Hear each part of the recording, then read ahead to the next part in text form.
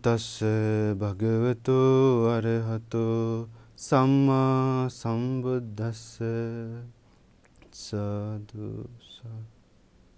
सर्वप्रथम हमारे शास्त्रा तथागत भगवान बुद्ध जी के चरणों में सादर प्रणाम हो एवं जिन्होंने मुझे सत्य की मार्ग दिखाएं, शांति की मार्ग बताएं, उन हमारे परम पूजनीय गुरु जी के चरणों में सादर प्रणाम हो। आज मैं आप लोगों को एक कारण के बारे में बताने जा रहा हूँ जो बहुत लोगों के पास है, वो है आदत के बारे में। पहले हम लोग समझेंगे कि ये आदत दो प्रकार की होती है, अच्छी आदत एवं बुरी आदत। तो ये दो प्रकार की आदत बहुत लोगों के पास है। तो ये अच्छी या बुरी आदत आखिर कैसे आते हैं, कैसे आता है मनुष्यों की आदत, उसके बारे में बताऊंगा। और ये भी बताऊंगा कि आखिर ये बुरी आदत हम लोग कैसे मिटाएं, वो भी आपको समझ में आएगा। ये जो आदत है वो एक नशा जैसा है, क्योंकि जिस किसी को कुछ चीज़ का आदत लग जाता है तो हम लोग बोल सकते हैं उस चीज़ का नशा लग गया है करके। तो अच्छी आदत एवं बुरी आदत, तो अच्छी आदत क्या क्या है? जैसे कि माँ पिताजी को सेवा करने का आदत अच्छी आदत है। दूसरों को मदद करने की आदत अच्छी आदत है। एवं प्राणियों को दया करने का आदत, एवं चोरी ना करने का आदत, व्यभिचार गलत काम ना करने का आदत। यानी कि अपना पत्नी है तो पत्नी से खुश रहना चाहिए, अपना पति है तो पति के साथ खुश रहना चाहिए।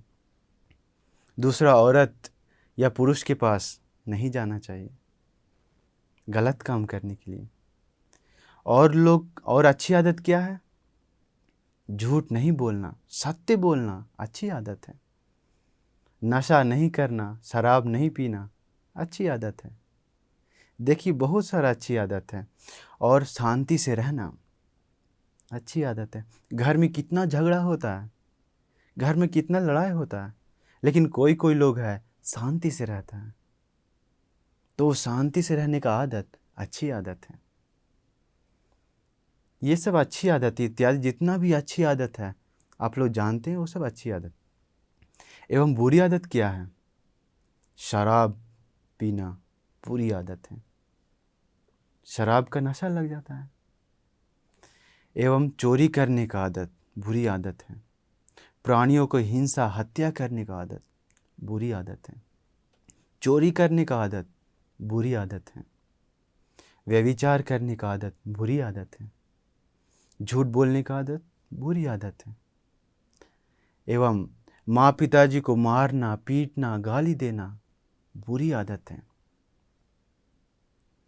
एवं घर में लड़ाई झगड़ा करना, दूसरों के साथ लड़ाई झगड़ा करना बुरी आदत है। और गाली देना बुरी आदत है। एवं आजकल देखेंगे तो बहुत लोग फिल्म देखने का आदत बना लेता है, बहुत लोग गाना सुनने का आदत, बहुत लोग गाना गाने का आदत, नाचने का आदत। एवं बहुत लोग आजकल देखते होंगे, आप लोग जानते हैं कि बहुत बच्चे लोग बड़े लोग सभी लोग गेम का आदत, गेम खेलने से पूरा समय बर्बाद हो जाता है, पूरा ज़िंदगी बर्बाद हो जाता है। देखिए गेम का आदत बहुत ख़राब है। और लोगों का आदत लग जाता है फ़ोन का आदत। स्मार्टफोन नहीं है तो नहीं रह सकता है, क्योंकि श्रीलंका में भी इंडिया में भी बहुत लोग, न्यूज़ में भी आया, बहुत से देखे हैं कि हम सुने भी हैं कि बच्चा लोग से स्मार्टफोन छीनने के कारण मम्मी पापा छीन लेता है बच्चा से, क्योंकि वो स्मार्टफोन के कारण पढ़ाई लिखाई नहीं करता है, अच्छी आदत कभी नहीं सीखता है फ़ोन से। तो मम्मी पापा क्या करता है, छीन लेता है। छीनने के कारण वो बच्चा गुस्सा हो जाता है, गुस्सा होकर मम्मी पापा को जान से मार देता है। मम्मी को मारने वाला एक दो नहीं, बहुत हम सुने हैं। जान से मार दे, मम्मी पापा, मम्मी छीनिया, फ़ोन छीना, और बच्चा क्या किया, गुस्सा से मम्मी का सिर पर मार देता है, मम्मी वहीं पर मर गई। देखिए, ये जो आदत है, बुरी आदत, उसे छोड़ना ही पड़ेगा, हटाना ही पड़ेगा, क्योंकि बुरी आदत से कभी भी शांति, खुशी नहीं मिलता है, कभी नहीं मिलता है, याद रखिएगा। ये जो आदत है आसानी से छोड़ नहीं सकते हम लोग, छोड़ना बहुत ही मुश्किल है, बहुत मुश्किल है। तो भगवान बुद्ध जी के समय में भी आप लोग अभी मैं आप लोगों को एक सत्य कथा बताऊंगा, जिससे समझ में आएगा कि आखिर आदत आता है कैसे, हम लोगों को आदत जो है कैसे आता है। तो भगवान बुद्ध जी के समय में 5 उपासक था। तो भगवान बुद्ध जी उस समय श्रावस्ती में थे। वो 5 उपासक भगवान से धर्म प्रवचन सुनने गया। तो भगवान बुद्ध जी बहुत सुंदर से धर्म देशना कर रहे थे, लेकिन वो 5 उपासक सुन नहीं रहा था सही से। एक क्या कर रहा था, वहीं पर सो गया। दूसरा क्या कर रहा था, जमीन खोद रहा था, जमीन पर लिख रहा था। तीसरा क्या कर रहा था, ऊपर पेड़ पर जो बंदर इधर उधर उछलता है, वैसे ही इधर उधर हिल रहा था। तीसरा और चौथा उपासक आसमान देखकर तारा तरफ ऊपर देख रहा है, कुछ गिन रहा है जैसा। लेकिन उसमें से एक उपासक था जो ध्यान से भगवान का प्रवचन सुन रहा था, लेकिन बाकी चारों कुछ ध्यान से नहीं, अलग दुनिया में है। तो वहीं पर आनंद भंते जी भगवान बुद्ध जी को पंखा होक रहे थे। तो आनंद भंते पूछते हैं, भगवान ये आप इतना सुंदर से प्रवचन दे रहे हैं, फिर भी आपके सामने ये देखिए कोई भी प्रवचन नहीं सही से सुन रहा है, एक उपासक सिर्फ सुन रहा था। तो भगवान बुद्ध जी बताते हैं, आनंद क्या तुम जानते हो ये सब कैसे हुआ, मतलब इन लोग क्यों नहीं प्रवचन सुन रहा, इसका कारण जानते हो? आनंद भंती बोलते, नहीं भगवान, क्यों नहीं सुन रहा, क्या हुआ इसे पता नहीं। तो भगवान बुद्ध जी उसी समय बताते हैं ये आदत के बारे में। उन लोगों को इस जन्म का आदत नहीं था, बहुत पहले से आदत आ रहा था। भगवान बुद्ध जी बताएं, आनंद ये जो देख रहे हो, ये जो सो रहा है, वो 500 जन्मों तक, पिछले 500 जन्म सांप था, सांप योनि में जन्म लिया था। जो सांप सोया हुआ रहता था, सोने वाला सांप। देखिए, इसी के कारण 500 जन्म जो प्रैक्टिस किया, जो किया, वही इस जन्म में भी आया। देखिए, तो 500 जन्म में सोने के कारण इस जन्म में भी सो रहा है। आजकल कितना लोग सोने का आदत है, तो पहले से जो प्रैक्टिस करते आ रहा है उसका इस जन्म में भी वही आदत आ जाता है। आदत एक जन्म से दूसरे जन्म में भी जाता है, याद रखिएगा। तो दूसरा उपासक के बारे में भगवान बुद्ध जी बताते हैं कि आनंद जो ये दिखाई दे रहा है, ये उपासक जो जमीन खोद रहा है, जमीन पर लिख रहा है, वो उपासक 500 जन्म, पिछले 500 जन्म केंचुआ था, केंचुआ था 500 जन्म तक। इसलिए वो जो मिट्टी खाता था, मिट्टी खोद खोद के रहता था, वो 500 जन्म तक। तो केंचुआ को वही काम है, तो वही आदत इस जन्म में भी आया। देखिए, तीसरा उपासक के बारे में भगवान बुद्ध जी बताएं, जो ये उपासक दूसरा दुनिया में हिल हिल कर रह रहा है, प्रवचन नहीं सुन रहा, ये उपासक पिछले 500 जन्म, मतलब ये सब लगातार बोल रहे हैं, लगातार 500 जन्म तक वो उपासक 500 जन्म तक बंदर योनि में था, बंदर था। इसलिए वो बंदर का जो स्वभाव है वही आया है, जो आदत था वही आदत आया है इस जन्म में भी। इसलिए ये हिल रहा है, जैसे एक पेड़ से दूसरा पेड़ कूदते कूदते रहता है बंदर, कभी शांति से नहीं रहता है। उसी प्रकार ये उपासक भी देखिए। और चौथा उपासक के बारे में भगवान बुद्ध जी बताते हैं, जो ये आसमान देख रहा है वो पिछले 500 जन्म तक, पिछले 500 जन्म नक्षत्र बताने वाला व्यक्ति था। मतलब ऊपर तारा को देखकर बताता था ये ऐसे होने वाला है, वैसे होने वाला है करके। तो 500 जन्म तक जो किया वही इस जन्म में भी वो तारा देख रहा है, वही आदत आया। लेकिन जो पांचवा उपासक था वो ध्यान से सुन रहा था। तो उपासक के बारे में भगवान बुद्ध जी बताएं, ये उपासक पिछले 500 जन्म तक अच्छा से वेद अच्छा से सीखने वाला ब्राह्मण था, वेद मंत्र, इसके बाद जो भी कुछ सीखने का उसके पास मन था। मतलब कुछ भी रहे वो सीखता था, ध्यान लगा के। कोई भी पढ़ाई करे तो, कुछ भी याद करना है तो ध्यान से करता था।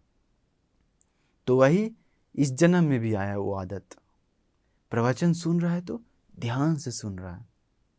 देखिए ये पांचों। तो भगवान बुद्ध जी से आनंद भंते जी बताते हैं, भगवान इन लोग क्या कारण है ऐसे हो गया, इन लोग क्यों आखिर ये सही से प्रवचन सुन भी नहीं रहा, इन लोग को क्षमता नहीं है। भगवान बुद्ध जी बताते हैं क्षमता नहीं है इन लोगों को।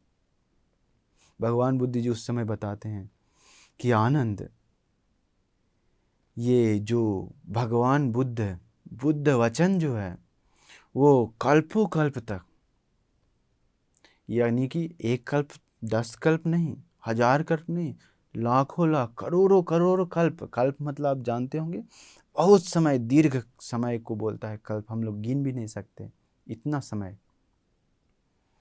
तो उसको बोलता है कल्प। तो करोड़ों करोड़ों कल्प में लोगों को बुद्ध वचन सुनाई नहीं पड़ता है कानों में। देखिए धर्म, सत्य धर्म सुनाई नहीं पड़ता कल्पों कल्प तक, लाखों हजारों कल्प तक। एवं आर्य महासंघ के बारे में देखने को या सुनने को नहीं मिलता है। तो वो जन्मों जन्म तक क्या करता है, चाहे तो ये काम वासना में रहता है, यही तो नहीं तो व्यापाद, नहीं तो हिंसा, कुछ भी, जैसे कि नशा करते रहता है, नाचते गाते रहता है, पंचकाम में रहता है, राग द्वेष मोह ये सब प्रैक्टिस करते रहता है। अभी भी आप लोग देख सकते हैं आजकल हमारे भारत देश में या पूरा दुनिया में देख सकते हैं हम लोग, सब लोग अच्छे कार्य कर रहे हैं या बुरे कार्य कर रहे हैं। बहुत लोग पुण्य कर रहे हैं या पाप कर रहे हैं, धर्म के रास्ता पे चल रहे हैं या अधर्म के रास्ता पे चल रहे हैं। सोचिए, बहुत लोग ये पंचकाम के पीछे पीछे दौड़ते हैं। पंचकाम मानी सुंदर सुंदर रूप के प्रति पीछे पीछे दौड़ते हैं, खोजते हैं सुंदर सुंदर शब्द, अच्छा अच्छा, इसके बाद अच्छा अच्छा सुगंध के प्रति, इसके बाद रस, अच्छा अच्छा स्वादिष्ट भोजन, इसके बाद स्पर्श के पीछे भागते रहते हैं। ये सब के पीछे भागते रहते हैं, लोग खोजते रहते हैं पंचकाम। इसके बाद बहुत लोग गुस्सा करते हैं, बहुत लोग मोह माया में रहते हैं, बहुत लोग तन्हा आशा करते रहते हैं, अलग अलग जो कुछ देखे उसको अपनाने का आशा। अरे शाह मेरे पास भी रहता तो कितना अच्छा रहता, सोचता है। तो ये सब जन्म जन्म में प्रैक्टिस करते आया है। इस जन्म में भी वही प्रैक्टिस कर रहा है। क्या पंच काम के पीछे जा रहा है, नाच रहा है, गा रहा है, खा रहा है अच्छा अच्छा, स्पर्श ले रहा है अच्छा अच्छा, गलत काम कर रहा है, चोरी करने वाला चोरी करता है, नशा करने वाला लोग नशा कर रहा है। तो ये चलते आ रहा है। तो देखिए उसी समय भगवान बुद्ध जी बताते हैं, एक सुंदर गाथा बताते हैं। तो वो गाथा ऐसे था, भगवान बुद्ध जी बताते हैं, नत्थि राग समो अग्गी, नत्थि दोष समो गहो, नत्थि मोह समंग जालंग, नत्थि तन्हा समा नदी। ये पाली में था। इसका अर्थ ये है, भगवान बुद्ध जी ने नत्थि राग समूह अग्नि, भगवान बुद्ध जी बताएं राग के समान कोई आग नहीं है। यानी कि आजकल जो आग है हम लोग जलाते हैं तो ख़त्म हो जाता है, हम लोग का हाथ जलता है ख़त्म हो जाता है, कुछ भी जलता है ख़त्म हो जाता है तुरंत। 2-3 दिन जलता है, 7 दिन जलता है, 1 साल जलता है, ख़त्म हो जाता है। कोई दिया हो कुछ भी हो। भगवान बुद्ध जी बताते हैं ये लोक का अंत, धरती का अंत, 7 सूरज उगता है उस समय। 7 सूरज उगने के बाद ये धरती जल जाता है। वो जो आग रहता है बहुत ज़्यादा रहता है, लेकिन भगवान बुद्ध जी बताते हैं वो कल्प में एक ही बार आता है, वो धरती विनाश होते समय वो आग। लेकिन ये जो राग का आग है वो मनुष्यों को जन्मों जन्म तक लेकर जाता है, हमेशा जलाते रहता है, हमेशा ये राग से। देखिए इसके बाद नत्थि दोष समो गहो, दोष मतलब द्वेष, गुस्सा, क्रोध, द्वेष के समान दूसरा कोई ग्रहण नहीं है, यानी कि कोई पकड़ नहीं है। क्रोध जो पकड़ लेता है वो छोड़ता नहीं है। फिर अगर हम लोग कुछ चीज़ को पकड़ते हैं या कोई भी पकड़ता है तो छोड़ देता है बाद में। मछली दूसरा मछली को खा लेता है पकड़ कर, या तो कोई भी कुछ जानवर को पकड़ कर मार देता है, वहीं से ख़त्म। लेकिन ये जो क्रोध है, द्वेष है, गुस्सा है, ये जन्मों जन्म तक जाते रहता है, पकड़ कर रखता है हम लोगों को। देखिए इसके बाद नत्थि मोह समंग जालंग, मोह के समान जाल नहीं है, भगवान बुद्ध जी बताएं। जैसे कि हम लोग जाल देखते हैं तो जो मछली पकड़ने वाला जाल हो सकता है या कुछ भी जाल, हम लोग को ये मछली पकड़ने से वो जाल जो बंधन होता है वो उसी समय बंधन होने के बाद उसी जन्म के लिए, सिर्फ जो जाल से जो बंधन होता है कुछ भी हो वो छोटा समय के लिए होता है। लेकिन जो ये मोह का बंधन है, मोह का जो जाल है, वो जाल में सभी लोग फंसे हुए हैं, सभी लोग फंसे हुए हैं। मोह के कारण ही जन्मों जन्म तक जाते हैं। इसी जाल को हम लोग चीरना चाहिए, फाड़ना चाहिए, मोह को मिटाना चाहिए। फिर भगवान बुद्ध जी बताते नत्थि तन्हा समा नदी, ये तृष्णा तन्हा जो है यानी कि आशा, तन्हा के समान कोई नदी नहीं है। नदी गंगा नदी आप जानते होंगे, भारत देश में कितना नदी है। तो वो सब नदी समय के अनुसार बारिश होता है तो बढ़ जाता है, समय के अनुसार घट जाता है, सूख जाता है। कोई कोई नदी पानी नहीं है, भर जाता है, भर कर पूरा ज़्यादा हो जाता है नदी, बाढ़ आ जाता है। लेकिन ये जो तन्ना है, आशा है, आशा का नदी कभी नहीं भरता है, देखिए कितना सत्य है। ध्यान ज्ञान से मनन कीजिए। तन्हा के समान कोई नदी नहीं है। तन्हा का जो नदी है हम लोगों के पास, आशा की नदी, वो कभी भरता नहीं है, कभी नहीं भरता। एक कुछ लेते हैं तो और कुछ लेने का मन करता है। जैसे कि हम लोग बाइसिकल लिए तो बाइक लेने का मन करता है, बाइक लिए तो गाड़ी लेने का मन करता है, गाड़ी लिए तो उससे अच्छा गाड़ी लेने का पड़ता है। ऐसे ऐसे वो आशा कभी ख़त्म नहीं होता। देखिए आज ये कपड़ा खरीदे तो और अगला दिन दूसरा कपड़ा खरीदने का मन करता है। आज ये लिए तो कल देखिए आशा, ये आशा की नदी कभी भरता नहीं है, याद रखिएगा। तो भगवान बुद्ध जी देखिए कितना सत्य बताए हैं। ये जो धर्म है, सत्य धर्म, ये बहुत ही मिलना बहुत ही मुश्किल है। भगवान बुद्ध जी अखंड सूत्र में बताए थे, ये जो धर्म मिलने का एक कारण सिर्फ है, धर्म छूटने का 8 कारण भगवान बुद्ध जी बताएं। जैसे कि मध्य देश में भगवान बुद्ध जी जन्म लेते हैं, ठीक है, भारत देश में। तो उसी समय भगवान बुद्ध जी, जैसे कि हम बताते हैं अभी, अब बता रहे हैं 8 कारण, धर्म छूटने का 8 कारण पहले, उसके बाद बताएंगे धर्म मिलने का एक कारण। तो 8 कारण, पहला कारण है भगवान बुद्ध जी जन्म लेते हैं। उसी समय भगवान बुद्ध जी धर्म प्रवचन करते हैं, धर्म देशना करते हैं, धर्म बताते हैं, शांति की मार्ग दिखाते हैं, मुक्ति की मार्ग दिखाते हैं लोगों को।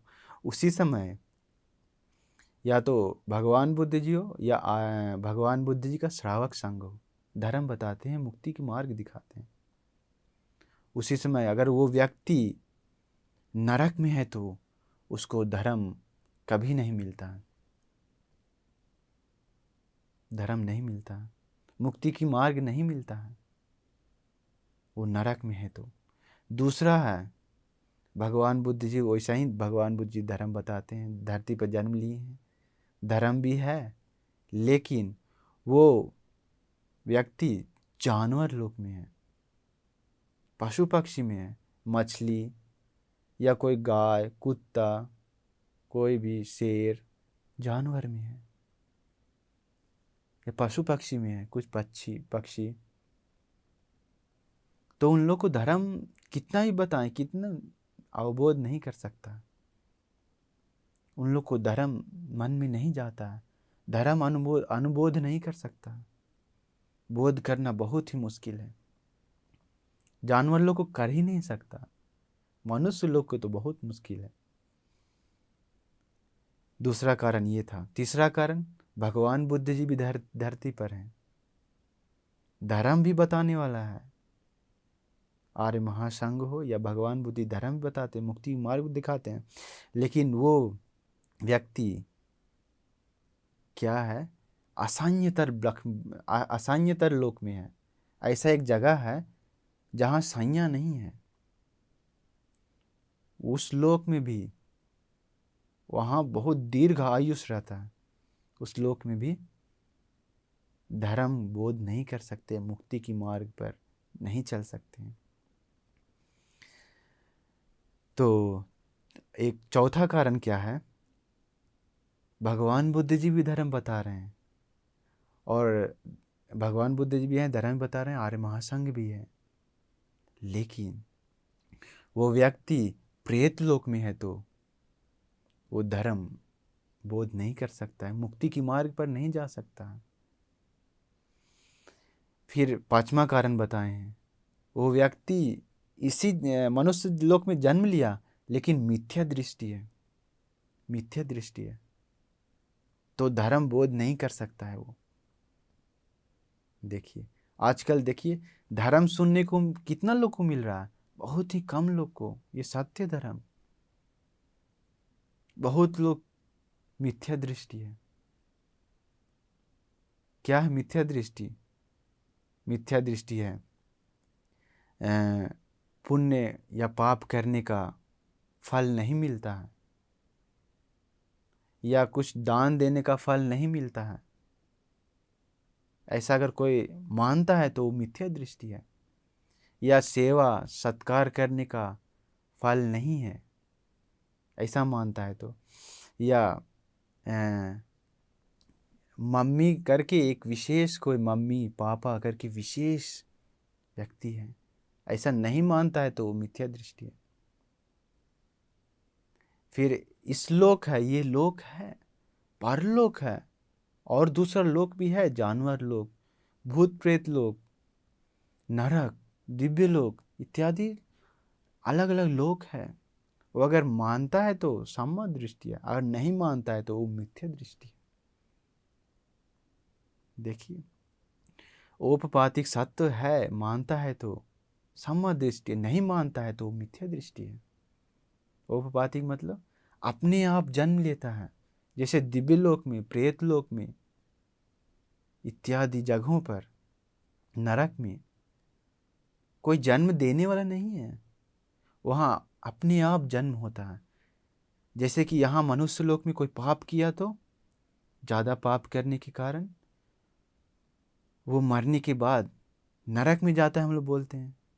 तो वो नरक में वहाँ कोई जन्म नहीं देता है, यहाँ से उसका विज्ञान जाता है वहाँ नरक में।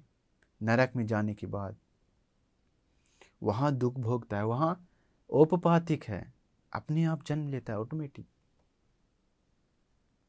देखिए, ये सब और बहुत कारण है। तो वो सब अगर मानता है तो सम्मा दृष्टि, नहीं मानता है तो मिथ्या दृष्टि है। फिर अगर वो भगवान बुद्ध जी बताए हैं ये, अगर वो मिथ्या दृष्टि है तो उसको धर्म बोध नहीं कर सकता है, मुक्ति की मार्ग पर नहीं जा सकता है। देखिए, फिर छठा कारण क्या था? छठा कारण है, मनुष्य लोक में भगवान बुद्ध जी जन्म लिए हैं, धर्म भी बता रहे हैं, महासंघ भी है, लेकिन वो व्यक्ति मध्य देश में नहीं है, जहाँ धर्म बता रहे हैं उस तरफ नहीं है, अलग दूर विदेशों में कहीं दूर जगह पर जन्म लिया है। तो ऐसा होने के कारण भी उसे धर्म नहीं मिलता है। अभी तो इंटरनेट के कारण सभी पूरा दुनिया में एक बार कुछ बोलने के बाद पूरा दुनिया में देख सकता है, लेकिन उस समय इंटरनेट भी नहीं था, फ़ोन भी नहीं, कुछ भी नहीं। उस समय जहाँ पर धर्म बता रहे हैं भगवान बुद्ध जी, सिर्फ उन्हीं लोगों के लिए है, विदेश में लोग रहने वाला, दूर दूर लोग रहने वाले लोगों के लिए नहीं, सुनाई नहीं देता उन लोगों को। तो देखिए, अगर दूसरा देश में दूसरा जगह पर जन्म लिया तो उन लोग को भी धर्म बोध नहीं कर सकता, मुक्ति की मार्ग पर नहीं जा सकता। फिर सातवां कारण भगवान बुद्ध जी बताते हैं कि मनुष्यों को, प्राणियों को धर्म बोध नहीं करने का, मुक्ति की मार्ग पर नहीं चलने का सातवां कारण क्या है? भगवान बुद्ध जी भी हैं धरती पर, मध्य देश में धर्म भी बताने वाला आर्य महासंघ भी है, भगवान बुद्ध जी भी धर्म बताते हैं, लेकिन वो व्यक्ति मूर्ख है, बुद्धिमान नहीं है, प्रज्ञावान नहीं है। तो वो व्यक्ति समझने का क्षमता नहीं है, दिमाग नहीं है, तो उसको भी धर्म बोध नहीं कर सकता है, मुक्ति की मार्ग पर नहीं जा सकता है। आजकल देखिए, देखते हो कोई कोई पागल लोग है, बुद्धि नहीं है, जो बोलते हैं वो समझने का क्षमता नहीं है उसके पास। तो उन लोगों को जितना भी धर्म बताएं, जितना भी कुछ बताएं, लेकिन समझ में नहीं आता है। देखिए, सातवां कारण था। आठवां कारण क्या है? वो जन्म भी लिया, मध्य देश में भी है, वो बुद्धिमान है, सब चीज़ है, सुनता भी है, सुन सकता है, देख भी सकता है, अच्छा से चल भी सकता है, सब चीज़ है, लेकिन उस समय धरती पर भगवान बुद्ध जी नहीं है, धर्म बताने वाला कोई नहीं है, महासंघ लोग नहीं है, भंत जी लोग नहीं है, तो उसको धर्म नहीं मिलता है, मुक्ति की मार्ग नहीं मिलता है उसे। ये 8वां कारण था। ये 8 कारण, ये 8 है जो धर्म नहीं मिलने का कारण। और भगवान बुद्ध जी बताएं सिर्फ एक कारण है, सिर्फ एक कारण है जो धर्म की रास्ता पर चल सकते हैं। भगवान बुद्ध जी भी हैं धरती पर। अगर भगवान बुद्ध जी नहीं है तो आर्य महासंघ हैं और धर्म बताने वाले लोग हैं। भंते जी लोग धर्म बताते हैं। उसी समय वो उसी देश में जन्म लेता है जहाँ धर्म है। और वो पागल भी नहीं, मूर्ख भी नहीं, बुद्धिमान है, मिथ्या दृष्टि भी नहीं है, वो सब कारण नहीं है। तब उसे धर्म सुनने को मिलता है और धर्म प्रैक्टिस करता है, मुक्ति को पाता है। वही एक कारण है, वही एक कारण है। तो अभी आप लोगों को ये धर्म सुनने को मिल रहा है, सत्य धर्म। ज्ञान से मनन कीजिए। ये बुद्ध रश्मि चैनल खोले हैं हम लोग हमारे गुरुजी बोलने के कारण। तो हम लोग श्रीलंका आए थे धर्म सीखने के लिए, लेकिन गुरुजी बताएं इंडियन लोगों को भी यहाँ से श्रीलंका से धर्म बताओ। तो हम लोग सिंघल में सीख कर, सिंघलिश भाषा में सीख कर उसको हिंदी में आप लोगों को बताते हैं सत्य धर्म। हम लोग सत्य धर्म खोजते खोजते कितना दूर आए देखिए। अगर आप भी बुद्धिमान हैं तो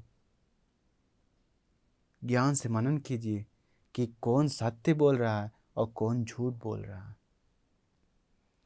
कौन सा धर्म सत्य है। ज्ञान से मनन करने के बाद समझ में आता है।